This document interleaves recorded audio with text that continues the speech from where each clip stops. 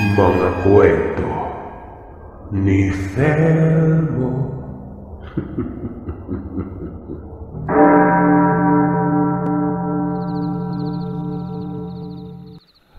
Mapagpalang araw sa iyo, Sir Seth, at sa inyo mga kagiliw.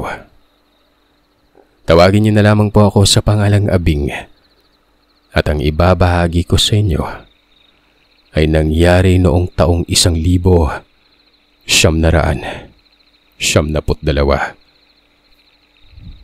Tubong Miag-aw, Iloilo ako, at na mga panahon na nangyari ang kababalaghan para sa akin at sa iba ko pang kasamahan sa trabaho, ay nagtatrabaho kami sa siyudad ng Iloilo sa paggawaan ng molo.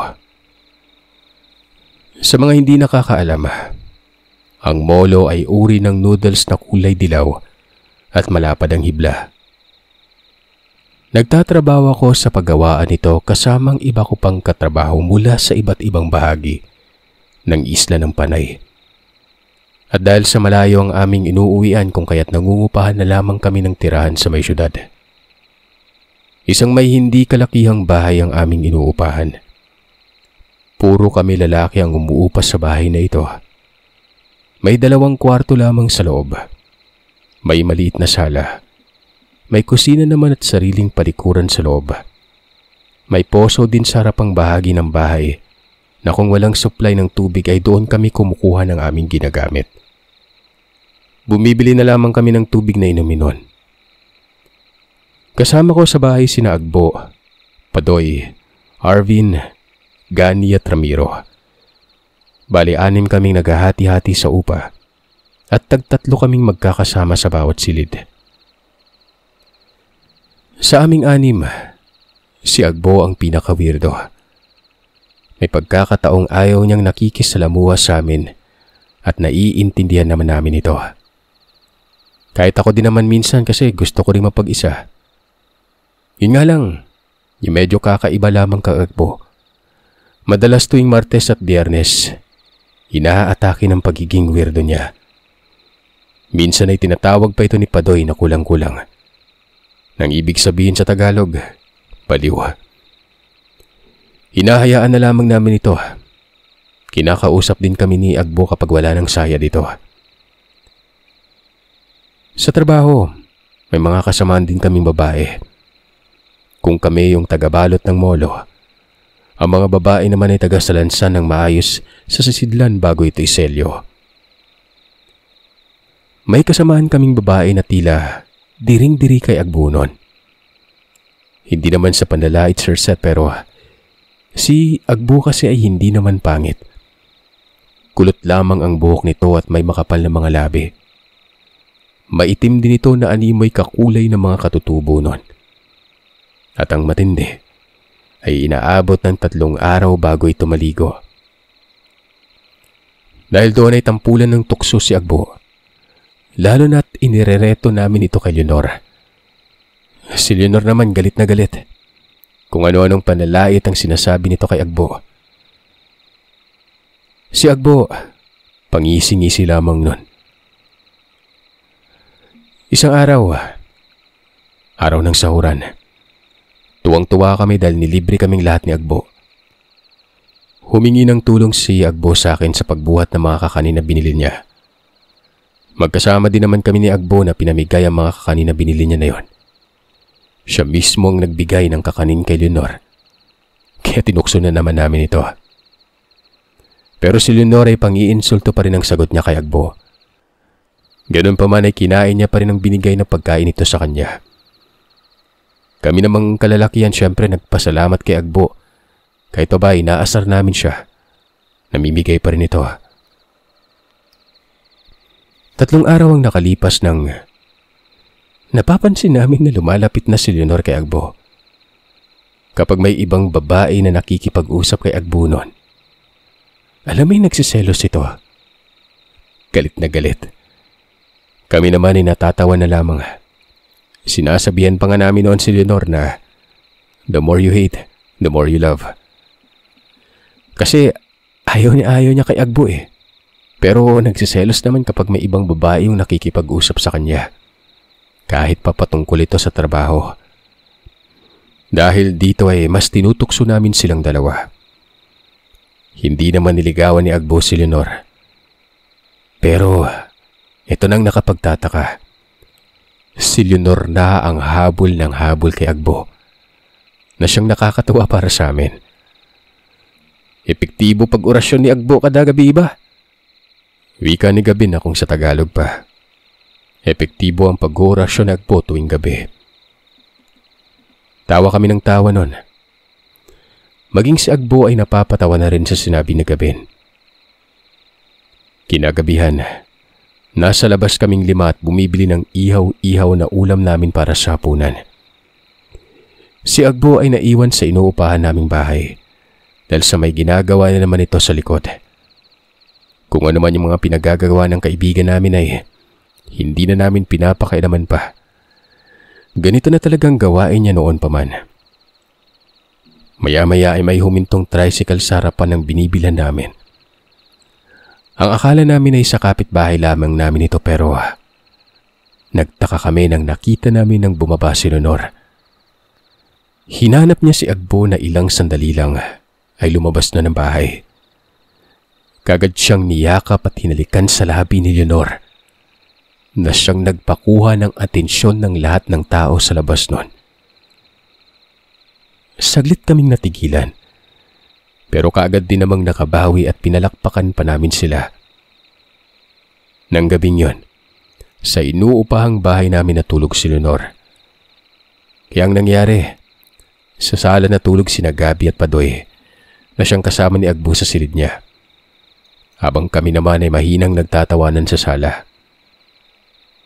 Wala tayong laban kay Agbo. Ibang klase pre. Napakakarisma niya ngayon Natatawang wika ni Gabin na sa aming lahat. Siya talaga yung pasimuno sa pang-aasar dito. Kinaumagahan Linggo. Wala kaming pasok. Tinanghali ng labas sina Agbo at Leonor sa silid. Paglabas ni Agbo ay kinindatan lamang kami nito na parabang solve na solve ang loko. Nagsitahimik at nagsilabas din naman kami sa bahay nang nakita naming lumabas na si Leonor ng silid niya. Pero nang ihahatid na ito ni Agbo ay nakikita namin na tila ba wala na sa tamang wisyo si Leonor. Tamang kapit lamang ito kay Agbo na kahit kami, hindi niya kinakausap. Yun bang parang si Agbo lang ang kilala at nakikita niya dun sa lugar? Pinasakay lang naman siya ni Agbo sa tricycle pauwi sa kanila. Hindi na lamang namin pinansin pa ang ginawa ni Leonor na para bang hindi niya kami nakikilala. Kinabukasan nang pumasok kami sa trabaho. Dito naman kami nagtataka. Masaya itong nakikipagkwentuhan na para bang walang nangyari sa kanila ni Agbo nung nakaraang gabi. Panay na ulit ang pang-aasar nito kay Agbo na para bang hindi siya lumingkis dito nung Sabado ng gabi nun. Yung isa pa nga na kasama namin na si Ramiro, hindi nakapagpigil na magsalita ng, "Ngayon lang yung inaasar mo si Agbo. Mamayang gabi o bukas uuwi ka na naman sa kanya." Na siyang naging dahilan kung ba't kami nagtawanan na magkakaibigan nun. Si Agbo ay pangiti-ngiti rin, kaya nakaramdam ng pagkapahiya si Leonor. Tumahimik kaming lahat dahil sa halatang walang alam ang babae sa kung ano ang nangyayari sa kanya. Tiningnan ko si Agbo para malaman ang kanyang reaksyon sa nalilitong ekspresyon ni Leonor. Pero tila ba nag-i-enjoy ito sa ginawi ng dalaga nun. Kung kaya't hinayaan na lamang namin ito. Samantalang si Leonor naman ay huminto na sa pang-aasar kay Agbo. Kinabukasan, maayos pa naman ang pakikitungo sa amin ni Leonor. Tuwing tanghali ay umuwi kami para kumain ng tanghalian. Halos magkatabi lang kasi ang pabrika at ang inuupahan naming bahay nun. Pero nauna kaming bumalik kesa kay Agbo. Pumasok pa kasi ito sa palikuran at hindi pa nakakalabas kung kaya't nauna na kami sa kanya. Wala pa namang kalahating oras nang nakabalik kami sa trabaho. Dumating na rin si Agbo nun. Dito ay animoy nag-iba na naman ang galaw ni Leonor. Lumalapit na naman ito kay Agbo na Para bang wala siyang pakialam kung may ibang tao na nakapaligid sa kanila. Siyempre, hinayaan na lamang namin ulit yon. Si Ramiro, kung ano-ano na ang tumatakbo sa isipan niya. Sinabi pa nitong baka nag-oorasyon na naman si Agbo, kaya nawala na naman sa wisyo si Leonor. Yung pagkakasabi pa niya sa amin sa bagay na yon, pabiro, kung kaya't maging kami man, natawa na lang. Pagkatapos ng trabaho ay napagkasunduan naming gumala muna sa dalampasigan. Malapit lang ito sa amin at marami pa noong mga lamang dagat kagaya ng halaan at tulyang dagat na nakukuha sa dalampasigan na ito. Yun ang ginagawa namin paminsan-minsan. Nakakatulong din kasi ito sa aming pagtitipid.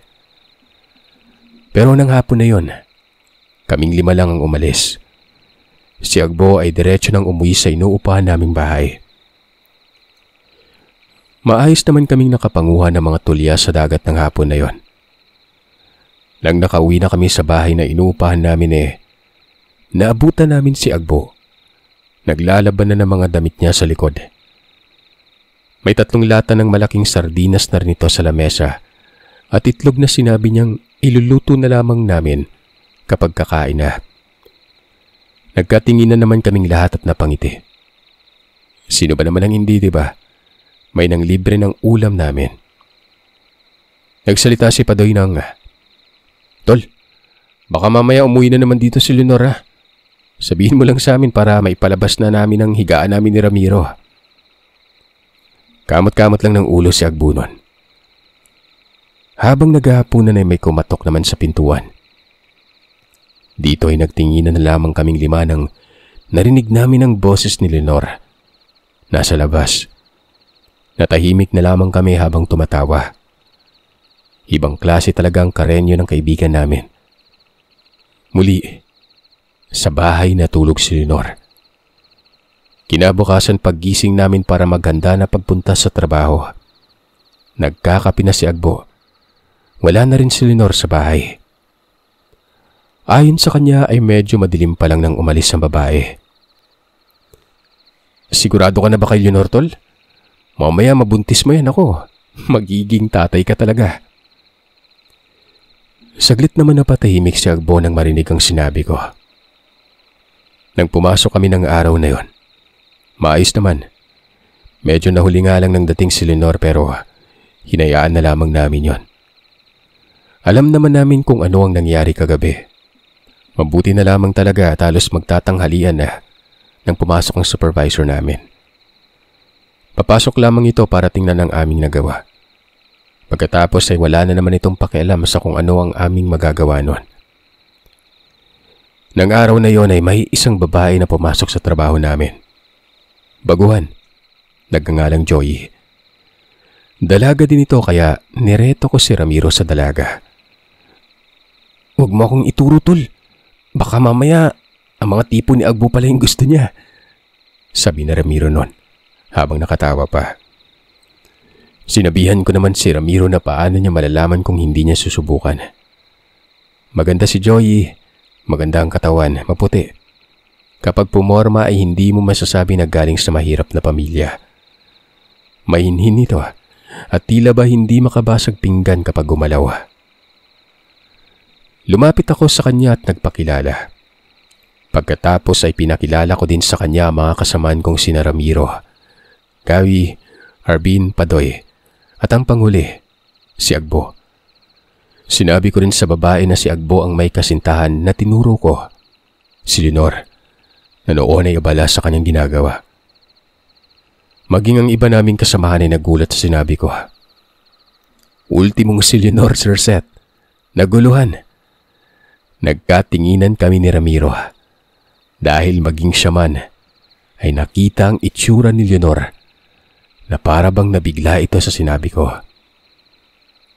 Si Agbo, ngiti lang.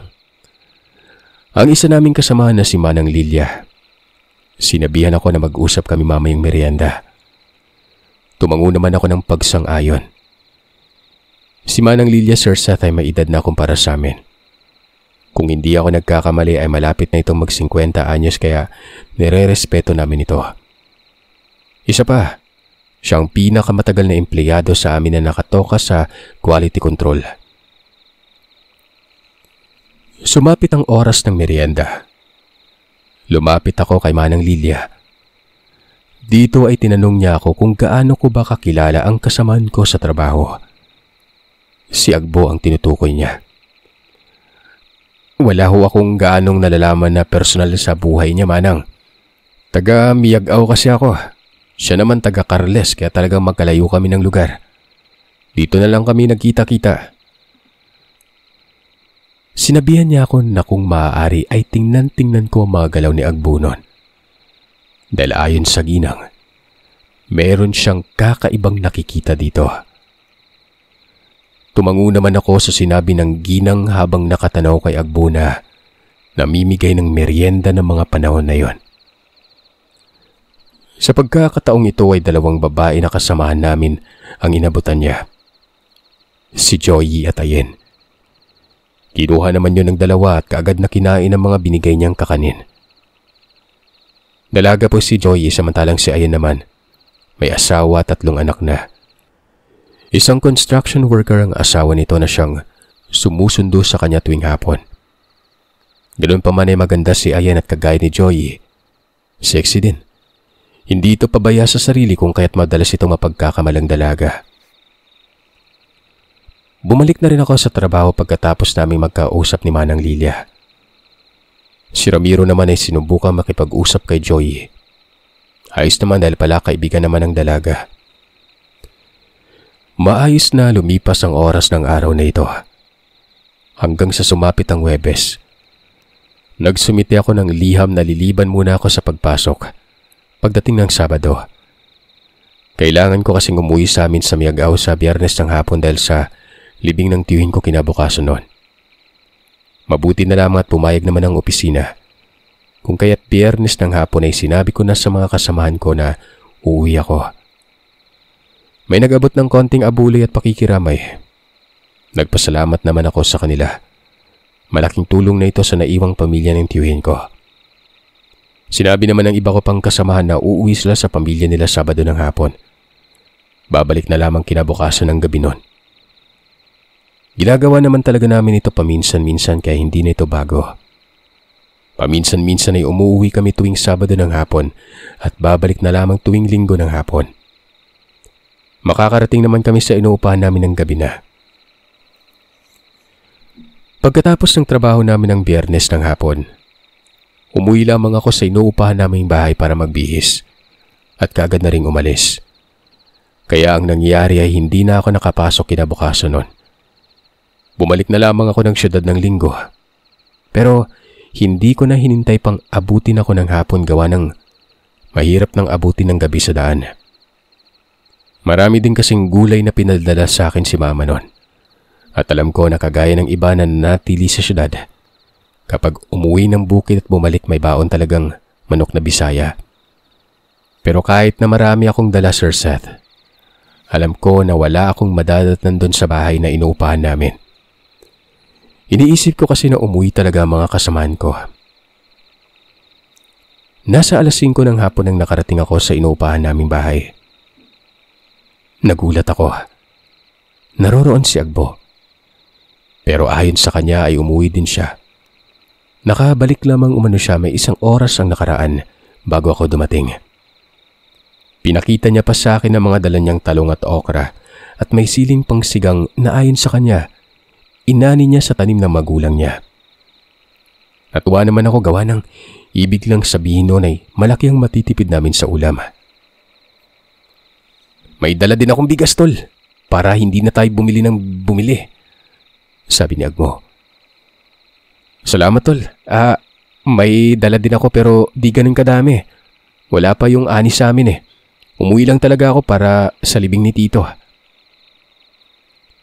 1 oras pang lumipas at nagsidatingan na rin ang aming mga kasamaan sa bahay. Sakto naman na nagluluto kami ng hapunan nang naroroon na sila. Kaya't sama-sama pa rin kaming kumain ng hapon na yon. Kinabukasan, pasok sa trabaho. Pero nagtataka kami dahil sa nag-uunahan sina Joey at Leonor. sa paglapit kay Agbo. Inbang parang 1 taon nila itong hindi nakita. Mas lalong nagkagulo noong tanghalian na dahil nag-away ang dalawang babae. Si Ramiro na turn off kay Joey. Ayon sa kanya, mababaw umano ang ganung uri ng babae na nakipag-away sa kapwa babae dahil lamang sa isang lalaki noon. Si Agbo naman ang lumapit sa dalawa. Pinaghiwalay sila. Kinamangha ko lamang nung nakita ko na hinipan sila ni Agbo sa kanilang noo. Pagkatapos ay para bang natauhan na lamang silang dalawa. Para bang mga laruan lamang na niyabihan para gumana. Tapos i-off yung switch para huminto nun. Napamura si Manang Lilia nang nakita niyang ginawa ni Agbo. Ayon sa kanya, may ginawa si Agbo sa dalawang babae kaya nagkaganyan. Pero ayaw niya namang kumprontahin. Hindi umano basta-bastang tao si Agbo. Ni hindi nga kami sigurado kung tao nga ba ito. Pinag-ingat niya ako sa kasamahan namin na yun, Sir Seth. Ikaw nang bahalang kumausap sa mga iba mong kasamahan, Abing. Basta sinisigurado ko sa'yo na hindi normal yang si Agbo. May tinatagong sikreto yan. May diin na pagbibigay na babala sa amin ni Manang Lilia. Tiningnan ko si Ramiro. Nakita ko na tinitignan niya ng may pagdududa si Agbo. Maging ako man, hindi ko na maiwasang magduda sa kanya. Lalo na at nakita ko kung paano niya hinipan ng doon ng dalawang babae.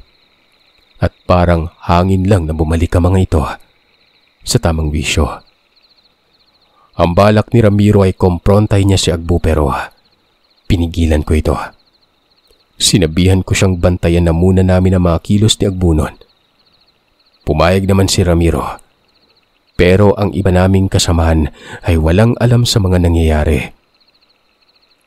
Natulog ang mga ito pagkatapos nilang kumain ng tanghalian. Kinahapunan, nagyaya ako na pumunta kami sa tabing dagat para manguha muli ng mga halaan o hindi kaya tulya, kahit talaba, at kung ano pang ibang lamang dagat ang maaari naming ulamin. Pero ang pinakapakay ko talaga doon, kakausapin ko sana ang mga kaibigan ko tungkol sa nangyari kanina sa trabaho. Pero pagkayaya ko, mas nauna pang kumuha ng balde si Agbo kaysa sa akin. Ayon sa kanya, sasama umano ito at nababagot din siyang manatili sa bahay. Dahil doon ay hindi natuloy ang binabalak kong pakikipag-usap sa mga kasama namin tungkol sa kanya. Pagdating sa tabing dagat, may mga dayuhang babayang namamasyal. Nagkakatuwaan ang mga ito sa buhanginan na siguro matagal na silang hindi nakapunta sa tabing dagat noon. Nakita ko ang muling pagkislap ng mga mata ni Agbo. Parang babaero eh. Hoy Agbo, ano yan ha? Sawa ka na ba kay Leonor kaya sa ibang babae ka nakatingin? Hindi naman naging kami ni Leonor pre. Siya lang naman yung pinipilit yung sarili niya sa akin eh. Wika ni Agbo na para bang punong-puno ng kumpiyansa sa sarili noon. Sa isip-isip ko pa, may balak pa yatang magkalat ng lahi ang loko. Ilang sandali pa ay tinawag na ako ni Gabin. Niyaya ko si Agbo na pumunta na sa mga kasama namin dahil marami na yata silang nakikitang tulya. Pero tila ba napako na ang mga mata ni Agbo sa nagagandahang kababaihan. Nang tingnan ko ang mga babae, ay nakita ko na parang may hindi din tama sa mga ito. Naghahabulan sila na maikli lamang ang kanilang suot na damit na hindi gawain ng matinong babae noong mga panahon na yon. Sa isip-isip ko pa nga baka nagtitinda ng aliw eh. Kung kaya't iniwanan ko na lamang si Agbo at tumakbo na papunta sa aming mga kasamahan. Pagdating sa mga kasama ko, tinuro ko sa kanila ang mga kababaihan. Ayan ba? Nako, mga nagtatrabaho yan dyan sa bagong bukas na bahay aliwan. Hayaan na natin yung mga yan, sabi ni Padoy. Kasunod nito ay ang pagtanong niya kung nasaan si Agbo noon. Kaya tinuro ko naman siya sa mga naglalarong kababaihan sa dalampasigan. Parang aso na nakaupo lamang sa tabi ang aming kaibigan noon. Nanonood sa mga kababaihan na sadyang walang pakialam kung lumuluwa na bang kanilang kaluluwa o hindi noon. Yan, mabuti nga't yung mga babae niya ng orasyonan niya nang hindi siya magdadala ng kaguluhan sa trabaho natin. Pati tayo mapapahamak sa kamanyakan ng taong yan eh, sabi ni Arvin. Nagpatuloy kami sa aming paglalakad, nangunguha ng tulya. Hanggang nakarating kami malapit sa may mga kabahayan. Habang naglalakad ay nakita namin si Manang Lilia na namumulot din ng mga suso sa gilid ng dagat noon. Paibas kasi kaya marami talagang lamang dagat ang nagsilabasan. Marami din naman ang mga tao na nangunguha noon. Tinanong kami ni Manang Lilia kung bakit kulang kami. Tinuro naman namin ang kinarorooan ni Agbo. Napailing na lamang si Manang Lilia sa kanyang nakita. Sinabi niya na mas mabuti na yun nang mabaling ang atensyon ni Agbo sa iba. Hindi ganun karami ang huli namin pero ayos na. Pwede na ito sa susunod na araw. Dadagdagan na lamang namin kinabukasan. Pagka-uwi namin ay mabilis na kaming naligo sa poso na nasa harap ng bahay. May tubig naman sa gripo. Pero mas gusto namin ang sa poso para mabilis. Sa kauna-unahang pagkakataon ay naligo si Agbo kasama namin. Kaya ang mga pagdududa namin sa kanya ay nawala ng mga oras na yon. Sabay-sabay din kaming naghapunan. Masaya. Kung ano-ano na lamang ang aming pinagkikwentuhan. Kabilang na dito ay mga babae na nagugustuhan namin. Pagkatapos maghapunan ay nagsitulog na rin kami. Kinabukasan ay maaga kaming nagising para pumasok sa trabaho. Maliban kay Agbo, hindi pa rin ito bumabangon sa hinihigaan niya. Tinanong namin siya kung ano ang problema. Ayon sa kanya ay wala naman umano. Hindi umano maganda ang pakiramdam niya kung kaya't hindi na muna siya papasok sa trabaho. Nilalagnat umano siya at nakumpirma ko naman yon nang dinampi ko ang mga palad ko sa kanyang noo. Dahil doon ay hinayaan na lamang namin siya makapagpahinga sa bahay. Hindi din pumasok si Leonor ng araw na ito. May sakit daw. Hindi na hinahanap ni Joey si Agbo noon. Ito namang si Leonor ay naitanong na ng aming supervisor kung sino ang nakakaalam sa bahay niya. Bakit hindi man lamang umano ito nagsumite ng sulat na hindi mo na ito makakapasok? Na basta na lamang ito lumiban sa trabaho na walang pasabi. Sinabi din namin sa supervisor namin na hindi rin makakapasok si Agbo dahil may lagnat ito at inuubo. Masakit din ang kanyang katawan kaya sinabi namin na baka trangkasong nangyari. Napailing na lamang ang aming supervisor. Wala silang dalawa. Tiningnan ko naman si Joye para malaman ang reaksyon niya sa mga nangyari. Nung una, parang wala lang. Para bang wala siyang pakialam sa pagkakasakit ni Agbo. Pero nang sumapit ang tanghalian, nagkukumahog na itong sasama sa amin pauwi sa inuupahan naming bahay. Ayon sa dalaga ay gusto niya makita si Agbo. Gusto niyang malaman ang kalagayan ng aming kaibigan. Labis umano siyang nag-aalala dito. Nagtataka naman kami dahil sa hindi naman ganito ang inasal ng dalaga kaninang umaga. Pero nung tanghali, mas nauna pa itong maglakad sa amin pauwi sa bahay na aming inuupahan. Pagdating namin, Sir Seth, nagulat kami. Naroroon si Leonor sa bahay. At ang bahay, nangangamoy usok pa na tila ba may nagpausok doon. Nakita namin si Agbo na normal naman ang kilos niya. Nagsuob siya kaya guminhawa ang pakiramdam.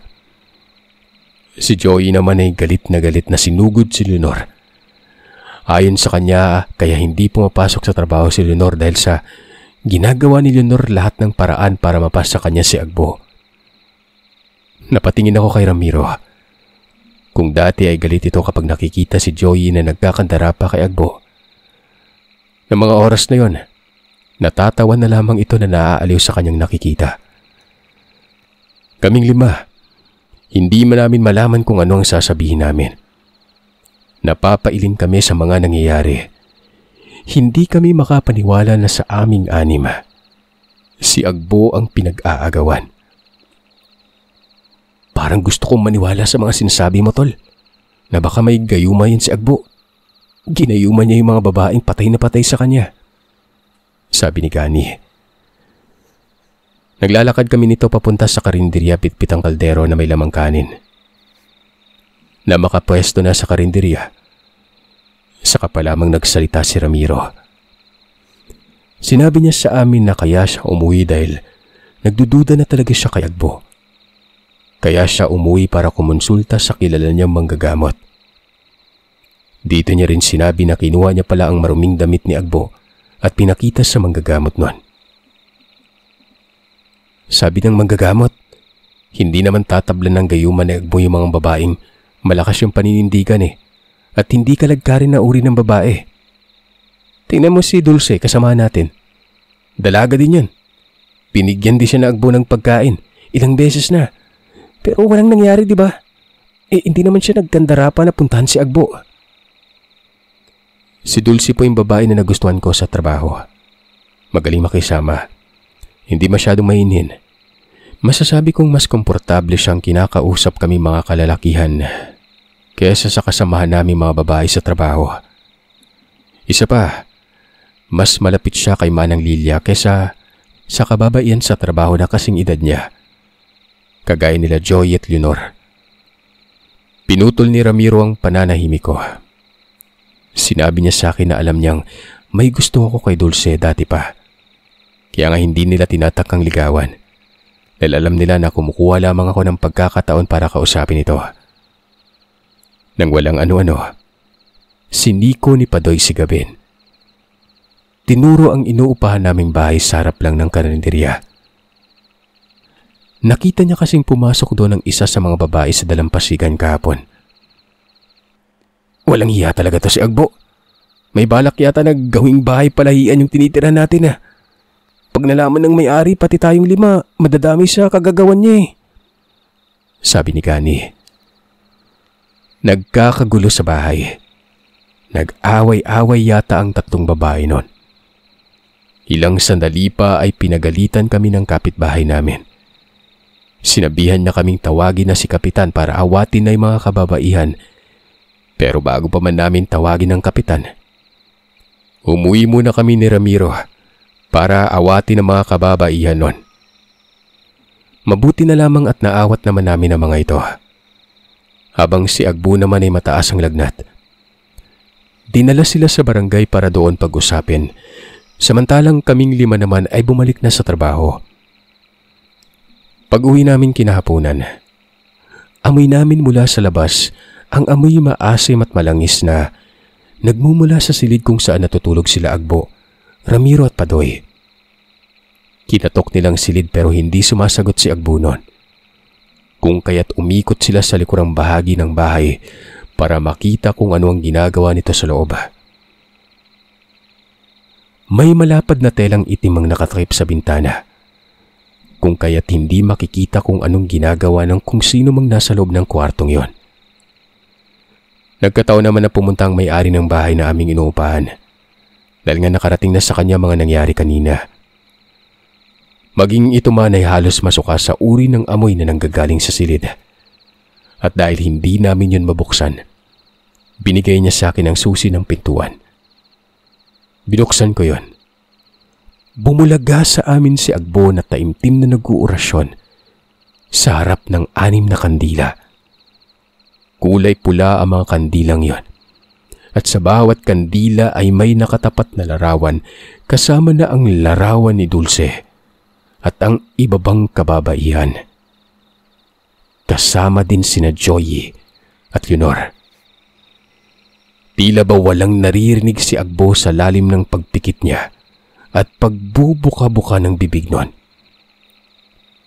Dali-dali akong lumapit sa mga nakasigang kandila. Pinatay ko ang mga ito. At doon ay nagmulat na mga mata si Agbo Kitang-kita ko ang pag-iiba-iba ng kulay ng kanyang mga mata. Galit na galit ito dahil sa pinatay ko ang kandila. Hindi na ako nakapagpigil nun. Inuntayan ko ng suntok sa mukha ito na siyang kinabagsak nito sa sahig. Siraulo ka! Sobrang kadesperado mo at kayok mo sa babae. Nagawa mo ng magpakademonyo. Lalaban pa sana ito sa akin pero bigla na lamang itong namalipit sa sakit ng kanyang ulo. Sa kung anong dahilan, hindi namin alam. Dadalhin na sana ng mga kasama namin ito sa pagamutan pero umayaw siya. Sinabi niya sa amin na mamamatay siya kapag sa ospital siya dinala nun. Nakiusap ito na ihatid siya sa sakayan pauwi sa kanila. At dahil nasa San Joaquin ito nakatira, kung kaya't hindi nahirapan sina Padoy at Arvin na pasakayin ito ng jeep ng biyahe papunta doon. Ang mga kagamitan na kanyang ginamit sa pag-orasyon, hindi namin binigay sa kanya. Halos hindi kami makapaniwala na totoo ang gayuma. Ang buong akala namin ay kalokohan lamang ang ganitong uri ng gawain na ginagawa pa naming biro. Pero hindi namin inaasahan na yung mga biro namin sa kanya, totoo pa lang talaga. Naawa kami sa mga babae na naging biktima ni Agbo. Yung ibang kababaihan ay hindi namin kilala kung tagasan. Iniisip namin na siguro ang mga babae na yun ay mga kalugar niya dahil hindi namin kasamahan ng mga ito sa trabaho. Tanging ang litrato lamang nila, Leonor, Joey at Dulce ang aming nakilala. Ultimong ang litrato ng babae na nakita namin sa baybayin. Ang hindi lang namin alam ay kung paano nakuha ni Agbo ang mga litrato na yon ng mga babae. Kinabukasan ay kinausap ko si Dulce. Tinanong ko siya kung wala ba siyang nararamdaman na kakaiba sa katawan niya. Tiningnan niya pa ako na parang nagtatanong na naguguluhan. Ang ibig kong sabihin ay kung wala bang hindi normal kang nararamdaman sa katawan mo ng mga nakarang araw, linggo, buwan. Sinabi niya sa akin na nahihilo siya at may mga weirdo umanong tinig siyang naririnig. At ang pinaka-weirdo pa ay ang boses ni Agbo na tumatawag umano sa kanya. Nangyayari umano yon tuwing Martes at Biyernes ng hapon. Kaya inisip niya na baka kung ano-ano lamang ito. Hindi ko napigilan ang sarili at nayakap ko ang dalaga. Nabigla siya kung kaya't hindi siya nakaimik nang niyakap ko na siya. Hindi na ako nakapagpaliwanag pa dahil sa nagsimula ng oras ng trabaho. Pero muli kaming nag-usap pagsapit ng tanghalian. Halos hindi makapaniwala si Dulce nang sinabi namin sa kanya kung ano ang nangyari kay Agbo noon, kung ano ang ginawa nito, at kung paano namin nakita na kabilang ang larawan niya sa mga inuorasyonan ni Agbo. Bumalik naman sa dati si Joy, pero hindi na ito niligawan pa ni Ramiro. Ang kinaawaan namin sa lahat, si Leonor, buntis. At kung ang ginawa lamang ni Agbo ang basehan, sigurado kami na si Agbo ang ama ng kanyang dinadala. Yun nga lang, wala na kaming balita pa kay Agbo simula nang umuwi ito sa kanila. Nagkatuluyan naman kami ni Dulce at naging masaya kami sa aming pagsasama.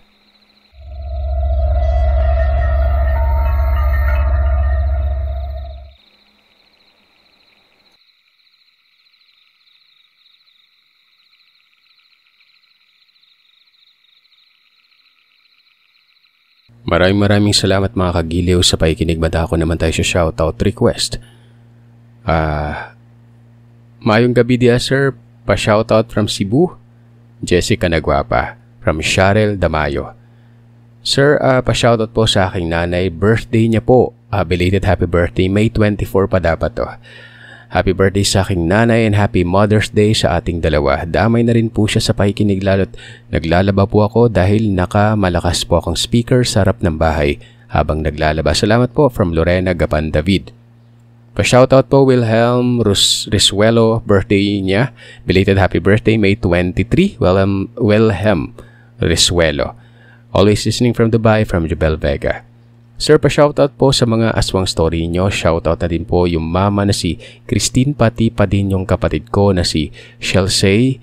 Lagi po kami nakikinig sa mga kwento nyo. Shoutout na din tita ko na si Cha na ginawang pampatulog yung mga kwento nyo, from Chanel and Blanco. Sir, good evening. Pa-shoutout naman po sa akin, Jaira Montaño. Matagal na po akong nakikinig sa inyo.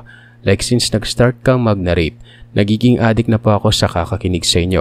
Hindi ko alam pero ang gaang pakinggan yung boses niyo po. Sa katunayan, kakatapos ko lang makinig ng bago mong uploads na ang pamagat ay Hagad Pangalia. Ilan po? Maraming salamat, from Shera Sincere. Sincere or sincere? Pero walang iro, sincere. Pag-greet naman ako this May 23, belated happy birthday. Maraming salamat. From Emilan Bayona.